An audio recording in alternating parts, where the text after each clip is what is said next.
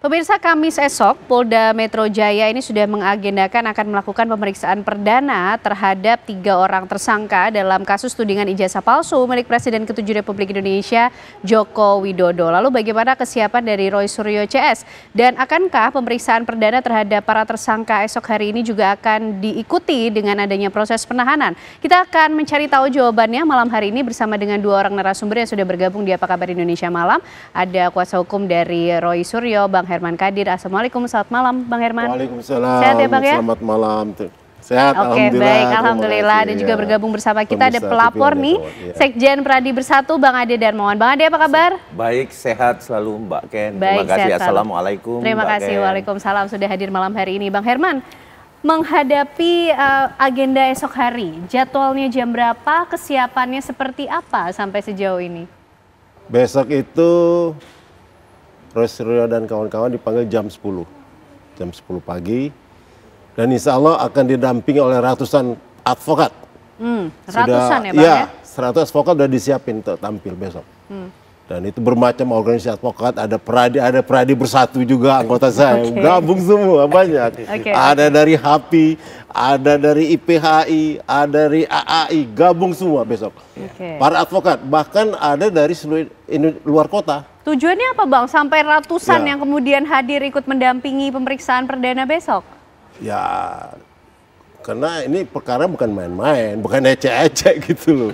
Ini perkara yang berhadapan dengan mantan RI 1, jadi wajar lah kita persiapkan benar, matang gitu loh. Tapi sudah siap betul artinya sudah ya?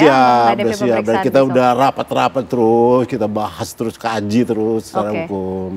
Baik. Jadi jelas ya, artinya besok itu insya Allah Mas Roy dan kawan udah siap lah. Nah yang penting lagi, kita ini sampai sekarang ya, objeknya itu sampai sekarang belum jelas. Objek perkaranya itu, yaitu itu hal yang masih dirasa mengganjal. Iya, itu yang masih menjanggal kita. Maupun ada buktinya 800, mau ada saksinya 120. Sepanjang objek ini belum jelas, maka itu akan rontok semua. Itu analisa. Masih dengan keyakinan itu, ya, Bang Herman. Saya bawa objeknya itu. Oke, baik. Bang Ade, ini gimana nih? Ini bukan masalah yang main-main sehingga nanti ratusan lawyer ini ya akan ikut mendampingi bagaimana pemeriksaan besok. Saya. Nah, termasuk juga kenapa ini serius, tadi siang Bang Ade hadir di Polda Metro Jaya. Apa agendanya Bang? Jadi gini Mbak, tadi kita pada hari Senin itu ada pemanggilan dari pihak penyidik. Kapan bisa datang ke Polda Metro. Kemudian karena kesibukan kemarin hari Senin itu kami nggak sempat untuk hadir di Polda Metro. Sehingga hari Selasa pun itu kita masih ada kegiatan-kegiatan. Jadi hari Rabu lah pada saat hari Selasa kami sampaikan besoklah kami datang ya, akhirnya hari ini kami datang memenuhi panggilan itu. Oh ternyata secara formilnya jadi bahwa surat-suratnya diterima semua, baik itu SP2HP dan SP2T, surat pemberitahuan penetapan tersangka kepada pelapor. Tentu Pak Jokowi juga sudah mendapatkan itu dan kuasa hukum Pak Jokowi ya utamanya. Jadi semua pelapor kena kita setara antara Pak Jokowi dengan kami karena sama-sama pelapor. Nah sekarang ini saya melihat bahwa bukan gawangnya yang bergeser. Karena kan ada beberapa tanggapan dari Mas Roy mengatakan bahwa ini gawang digeser. Ini nanti nggak ada objek.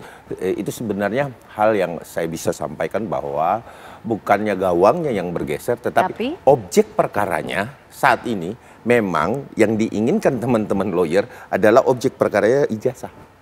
Sehingga baik itu digital maupun analog menjadi objek yang paling penting di sini.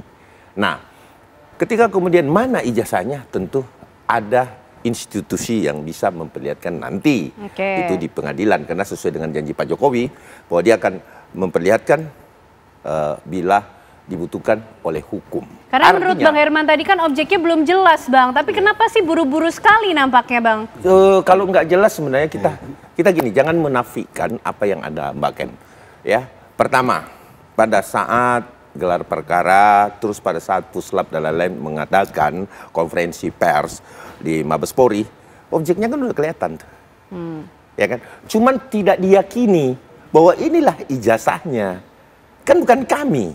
Atau Bapak Insinyur Joko Widodo yang tidak meyakini itu ijazah saya. Kan kami juga nggak perlu, Pak Jokowi utamanya tidak perlu mengakui bahwa itu ijazah saya, sebenarnya kalian sudah lihat. Tetapi menjadi pertanyaannya adalah, ini mau lihat atau mau pegang?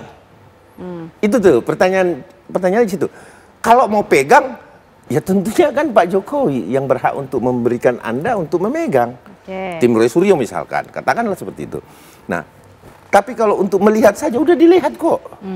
Nah, pertanyaannya lagi ada timbul, mau lihat yang fotokopi atau yang asli? Kan itu. Nah, kalau yang asli sesuai dengan fotonya sudah ada, sudah dilihatkan bukti digitalnya ada, ya kan? Nah, sisa analognya kan. Nah, makanya ada pertanyaan, mau fotokopinya atau aslinya nih? Nah, fotokopinya udah didapat tuh kemarin. Ada ya kan di KPU dan lain sebagainya. Tidak ada perubahan. Ini menurut analisa saya. Tidak ada perubahan apa-apa. Baik Bang Ade, sampai itu gimana Bang Herman menanggapi apa yang tadi sudah disampaikan Bang Ade? Di level pemeriksaan Mabes Polri itu jangan dihentikan proses penyelidikannya. Ijazahnya itu dibawa ke proses peradilan seharusnya.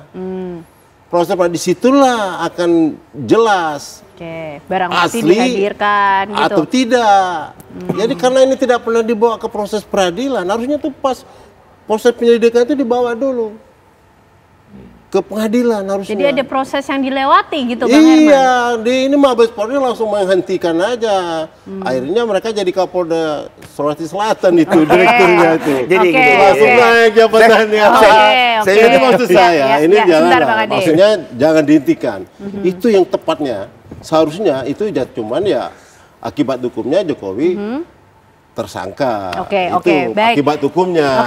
Kita ingin tahu nanti di segmen berikutnya kehadiran Bang Ade tadi siang itu untuk apa ya sebenarnya dibalik kemudian memenuhi panggilan formal dari pihak kepolisian. Apakah ada pesan lain kemudian yang dibicarakan? Kami akan hadirkan jawabannya untuk Anda pemirsa usai jeda.